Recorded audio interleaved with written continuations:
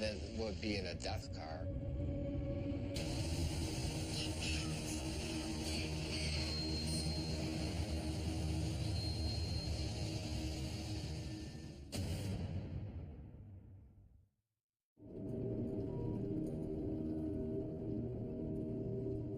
In a rail car that was involved in a terrible, fatal crash some 70 years ago.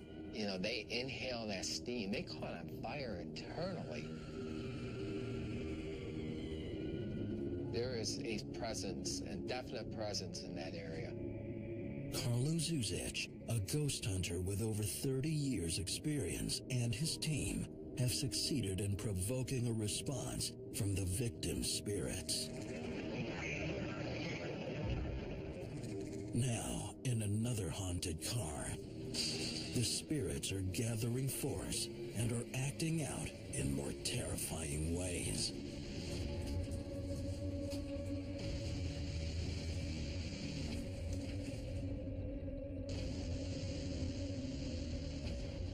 I was never expecting a more dominant spirit than would be in a death car.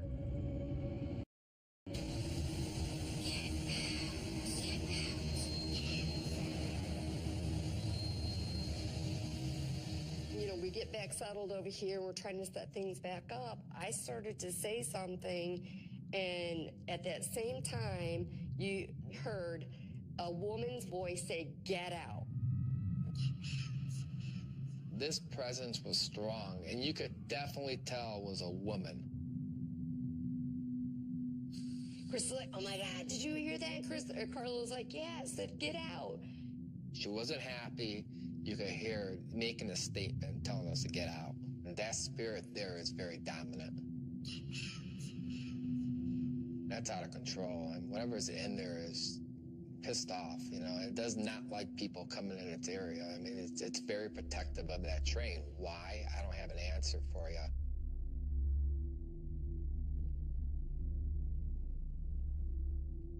Despite the warning, the team decides to head deeper inside. It's a decision they'll soon regret.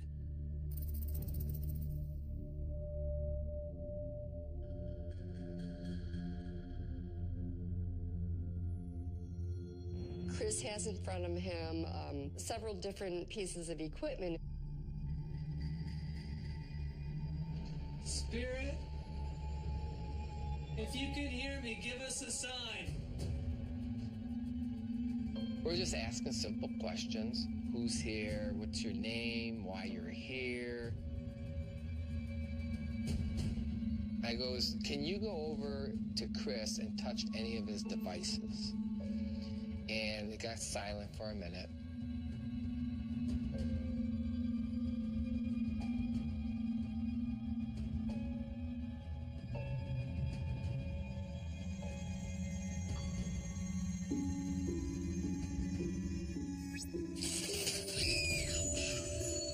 The shade shot up and it shook. I mean, we jumped. Can you go over there and light one up? It won't hurt you or burn you. Yeah, you can touch any one of these.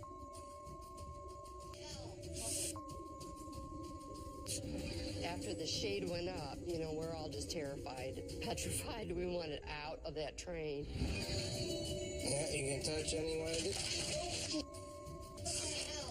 What's that, dude? I mean, I wanted to run. I mean, I didn't know which way to go. That shade locks in. There's no way that shade can move up unless you physically grab the two buttons and move it up. What's the odds of that shade, after I just told that spirit to go over there and manipulate those devices, for that shade to go shooting up like that? I mean, it was like everything just broke loose. And this spirit that was on this train was making a statement. It was telling us to get out. It was not happy that we're in its area. It wanted us to leave. Having collected some of the best evidence of his career, Carlo concludes his investigation. After After those experiences, we left the train. I think we validated there's something definitely on that train. It was getting angry with us being there. Obviously, it was making its point.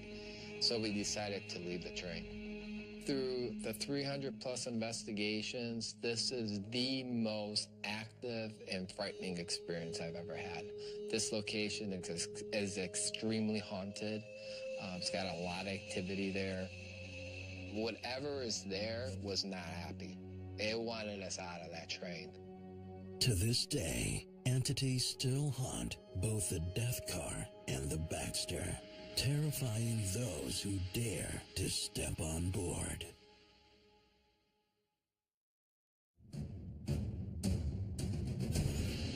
Still to come, a terrible mistake leaves a father-daughter team threatened by the spirit of a violent and unpredictable school principal. But first, for ghost hunters, there is nothing more terrifying than a spirit that seems to be one thing, then turns into something far more dangerous.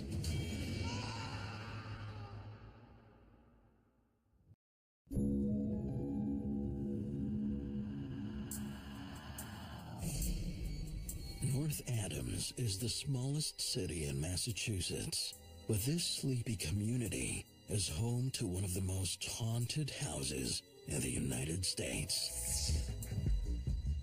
Houghton Mansion was built by industrialist Albert Charles Houghton in the 1890s. Now a Masonic lodge, it has been plagued by mysterious and terrifying events for over a century. Disembodied voices, mysterious footsteps, and slamming doors send visitors and staff running in fear. One apparition has been seen numerous times, the ghost of a little girl known as Caroline. Desperate for answers, the Masons seek help from paranormal investigators. We first heard about the Houghton Mansion actually through a couple friends of ours. It's a big old mansion. It is a little bit creepy. Jack Kenna is one of the most experienced ghost hunters in New England, and he specializes in historic hauntings. One thing that frightens me the most about the paranormal is you never know what type of spirit you're communicating with. Jack's first step is to delve into the history of the house and its occupants. He soon unearths details of a terrible tragedy. In 1914, Mr. Houghton purchased an automobile, brand new automobile. Mr. Witters was his chauffeur, who had been with the family for many years. They decided to take a drive, him, Mr. Houghton himself, his daughter, Mary.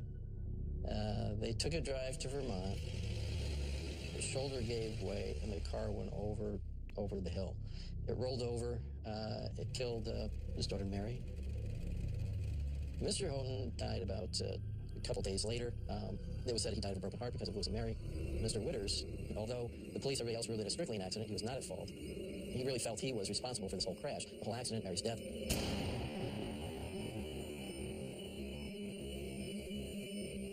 He had shot himself through the head in the barn. The violent, tragic deaths may explain most of the paranormal activity, but there is still one mystery: the little girl, Caroline. There's a story that there had been a fire there, and this little girl died in the fire. There's no history, there's no records of that.